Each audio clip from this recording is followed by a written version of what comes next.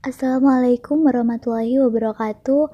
Perkenalkan, saya Ameliana Dista Kristianawati, NIM 19040274087. Di sini saya akan menjelaskan mengenai sumber daya perikanan tangkap. Sebelumnya, apa sih sumber daya perikanan itu? Menurut Arianto, tahun 2006, sumber daya perikanan adalah hasil kekayaan laut yang memiliki potensi besar untuk menambah devisa negara. Sumber daya perikanan terdiri dari sumber daya ikan, sumber daya lingkungan, serta sumber daya buatan manusia yang digunakan untuk memanfaatkan sumber daya ikan. Sedangkan definisi perikanan menurut Undang-Undang Nomor 45 Tahun 2009, perikanan adalah semua kegiatan yang berkaitan dengan pemanfaatan dan pengelolaan sumber daya ikan dan lingkungannya, mulai dari praproduksi, produksi, pengolahan, sampai dengan proses pemasaran yang dilaksanakan dalam suatu sistem bisnis perikanan. Nah, setelah mengetahui apa itu sumber daya perikanan dan apa itu perikanan, sekarang kita belajar mengenai perikanan tangkap. Perikanan tangkap adalah usaha penangkapan ikan dan hewan air lainnya di alam liar, bisa di laut, sungai, danau, dan tempat-tempat di mana ada air dan ada ikan hidup secara liar. Berbeda dengan perikanan budidaya, dalam perikanan tangkap, organisme air dan faktor-faktornya, baik itu biotik maupun abiotik, tidak dikendalikan dengan sengaja oleh manusia. Menurut beberapa peneliti, perikanan tangkap memiliki peran penting dan strategis di Indonesia. Setidaknya dapat dilihat dari 3 peran, yaitu sumber pertumbuhan ekonomi, sumber pangan khususnya protein hewani, dan penyedia lapangan kerja. Perikanan tangkap di Indonesia memiliki peran yang besar terhadap produksi perikanan tangkap dunia. Hal tersebut tercantum pada laporan FAO tahun 2018 yang menyatakan bahwa Indonesia telah berkontribusi terhadap produksi hasil tangkapan dunia sebesar 7,19% atau 6,54 juta ton pada tahun 2016, atau satu tingkat di bawah China sebesar 17,56 juta ton atau 19,29%. Potensi perikanan tangkap terbesar ada di laut, terutama di daerah sekitar pantai dan landasan kontinen. Menurut KKP 2018, salah satu jenis sumber daya ikan yang memiliki potensi besar dari kelompok ikan pelagis besar adalah tuna, tongkol, dan cekalang atau TTC. TTC menjadi salah satu komoditas utama perikanan tangkap di Indonesia. Secara global, Indonesia memegang peranan penting TTC di dunia. Produksi TTC dunia sebesar 6,8 juta ton tahun 2011 dan meningkat menjadi 12,3 juta ton tahun 2017 dengan produksi rata-rata Indonesia sebesar 1,29 juta ton pada tahun 2012 sampai 2018.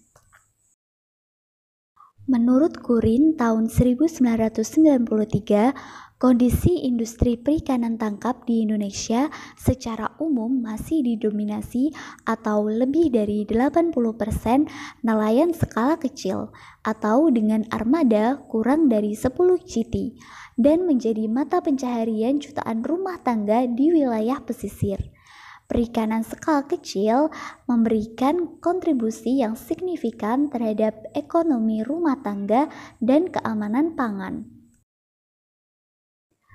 Daerah penangkapan TTC tersebar dari kawasan barat sampai timur Indonesia.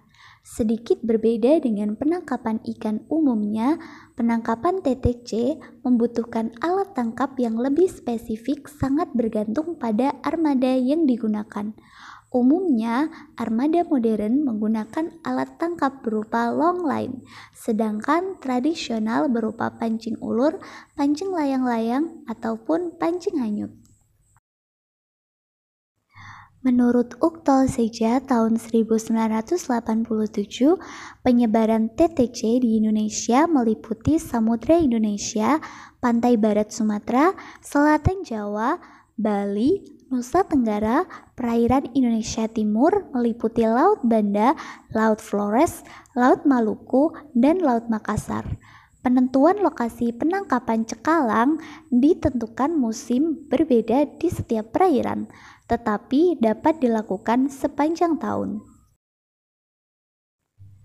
Nah, sekarang kita akan membahas mengenai permasalahan dalam perikanan tangkap.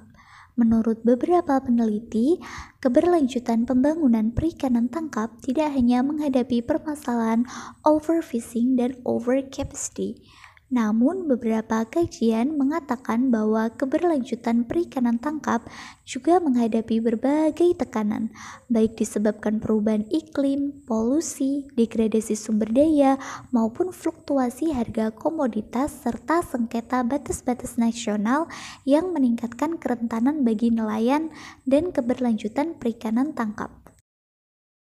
Bappenas 2014 menyatakan bahwa pembangunan perikanan tangkap berkelanjutan di Indonesia tidak terlepas dari beberapa isu utama, antara lain terkait daya saing produk yang masih rendah, tidak berkembangnya pasar domestik, terbatasnya kualitas dan teknologi nelayan yang masih rendah, kegiatan ilegal, unregulated and unreported fishing, overfishing, lemahnya kapasitas kelembagaan pengawasan dan sistem pendataan perikanan tangkap yang masih lemah.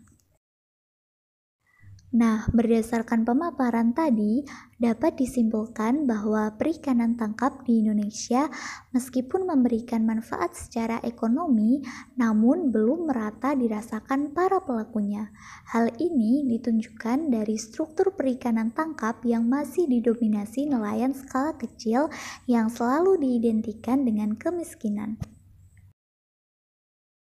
Sedangkan dari sisi pembangunan perikanan tangkap berbasis komoditas utama TTC, diketahui bahwa komoditas TTC memberikan kontribusi yang besar terhadap produksi perikanan tangkap nasional, dan permasalahan IUU fishing menjadi ancaman utama terhadap keberlanjutannya. Hasil tangkapan TTC yang lebih banyak dihasilkan nelayan skala kecil menjadi tantangan terhadap keberlanjutan TTC skala kecil karena adanya kompetisi antara pelaku usaha skala kecil dengan skala industri. Sekian penjelasan mengenai sumber daya perikanan tangkap yang dapat saya sampaikan. Terima kasih sudah mendengarkan dan wassalamualaikum warahmatullahi wabarakatuh.